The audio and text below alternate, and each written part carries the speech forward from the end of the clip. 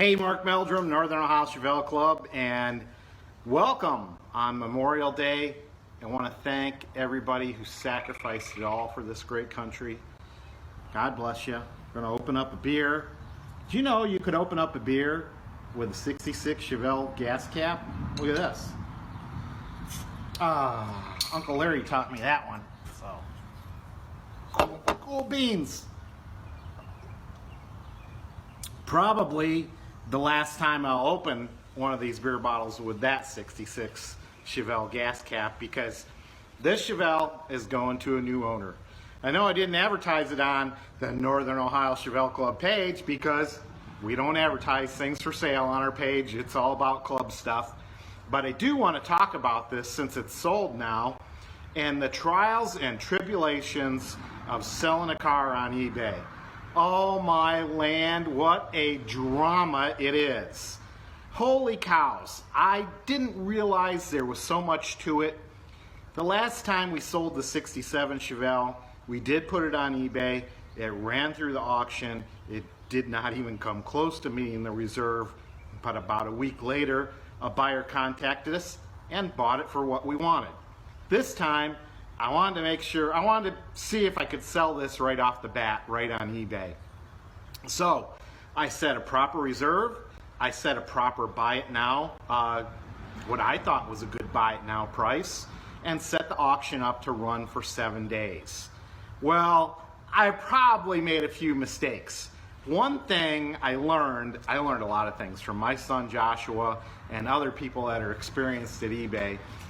One thing you want to do is you want to make sure your auction ends on Sunday afternoon. That's when the majority of people are searching and bidding on eBay, especially with big ticket items like cars. And what did I do? I didn't figure out that right. I had it ending on Friday at 3:45 while everybody probably still was at work. Nevertheless, I had a lot of interest in the car. There were probably 2,800 views on the auction itself. I had 85 watchers as the auction proceeded, and I had 9 total bidders. So that was good. It got off to a good start. Early in the week, I think about day number 4, the car had met the reserve, and I was feeling so good. I thought, oh my God, this is great, but not so great. What I found is people fish for the reserve by keep bidding and bidding and bidding till you meet the reserve, and then they send you a notice, oh, I made a mistake, I didn't mean to bid on your car. Oh boy, did that make me mad, because we had taken it past the reserve. I thought I was really going to be into the money then, but then I had to take away his bid. And here's a tip for you guys. People are fishing for those reserves so they can bid at the last second because they know what the reserve is now. I blocked those bidders. You know what? The heck with them. If they're going to screw around with my auction like that, they're not getting an opportunity to purchase the car. Now, throughout the week, I got 3 different phone calls. Gentlemen from Tennessee, gentlemen from New York, gentlemen from West Virginia. Great conversations.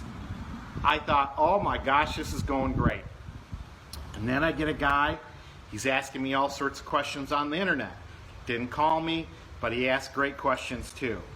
So, overnight, the night before the end of the auction, the guy that had been emailing me all sorts of questions bid on the car, hit the reserve. I thought, oh my God, this is great. I'll get a few last minute bids and it'll pop it up there. This will be great. Well, guess what? The bidder sends me a note with 4 hours left in the auction. Says, oh, I didn't realize that this was a recreation car. You didn't realize it was a recreation of a race car? Are you kidding me? It's spelled out explicitly in the auction. It says right on the side of the car, recreation by Mark Meldrum, but no, I didn't realize that. Oh, was I mad. And I let them have it. I messaged them back because you're not allowed to retract your bid within 24 hours of the auction being over. You're not allowed to retract a bid, no matter what. So he was begging me to retract his bid. Boy, I emailed him and read him the riot act, called him everything but nice. Well, I was a little more diplomatic about it. But I'll tell you what. Then he says, "Oh, that's a good price. If I'll bid again, and I'll buy it at that price." No, I'm not playing your games. You were taken. Your bid was retracted, just like you asked, and I blocked him from bidding. I got 4 more messages from the guy begging me to let him bid on the car. No, we're not playing these games. So, auction went on, got to the last second.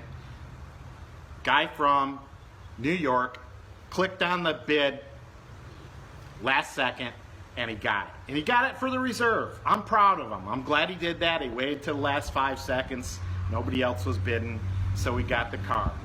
Sent me a $500 deposit right away, gave me a phone call. We had a nice chat again, talked about how to get the car to him, and that's where we're at. He's trying to work out some, either he's going to come get the car with a trailer he rents or borrow a trailer from a buddy.